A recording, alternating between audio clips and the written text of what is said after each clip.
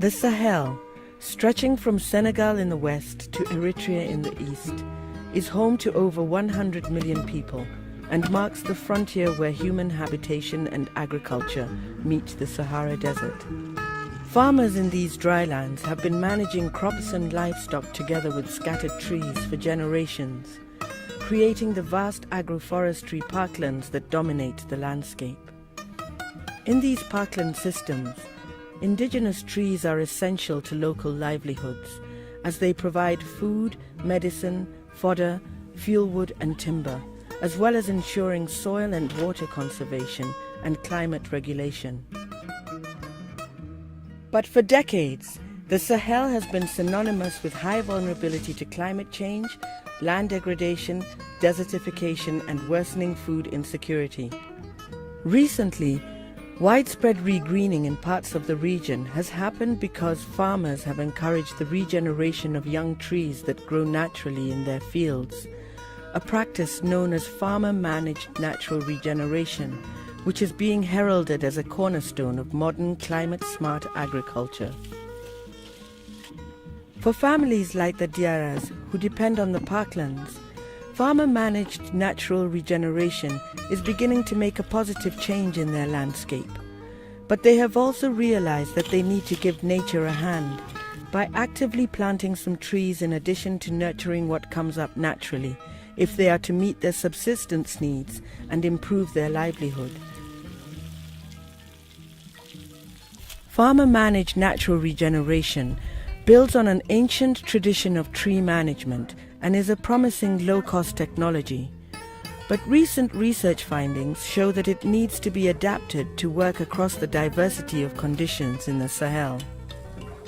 These range from sparse and thorny shrubs in the arid north to denser, taller trees in the less arid Sudan and Guinean zones in the south.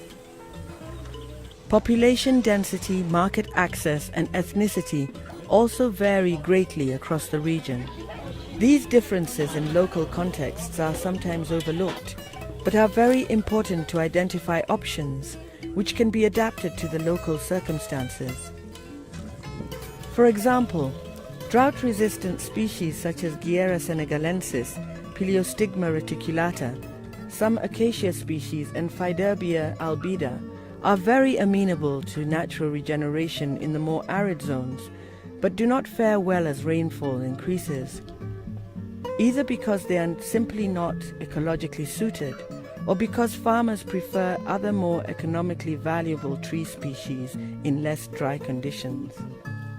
For agroforestry researcher Kone Brehima, farmers' preferences for arranging trees in their fields to be compatible with their farming is also of critical importance.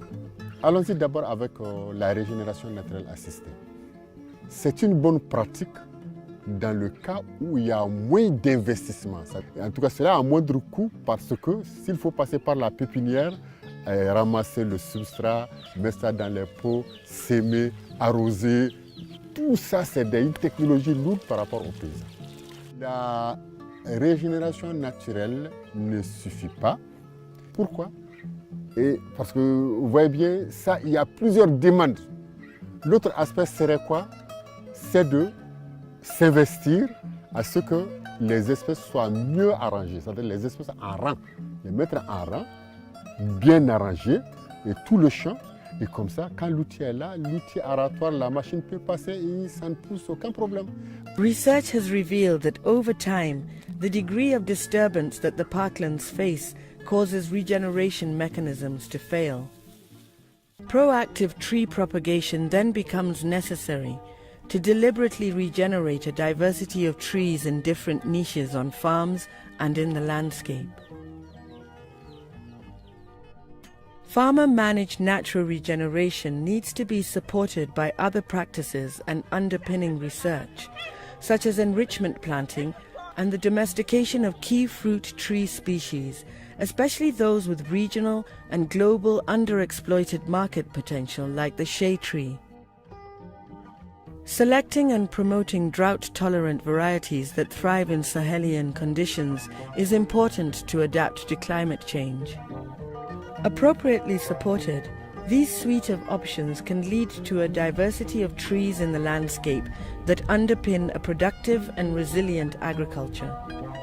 The CGIR Dryland Systems Research Program, in a joint platform with the Forests, Trees and Agroforestry Research Program, are supporting farmers by researching and integrating local and scientific knowledge to explore what different tree species, management and marketing practices are best suited to sustain parkland regeneration and productive agriculture, to develop more resilient livelihoods and landscapes in the Sahel that will reap both local and global benefits.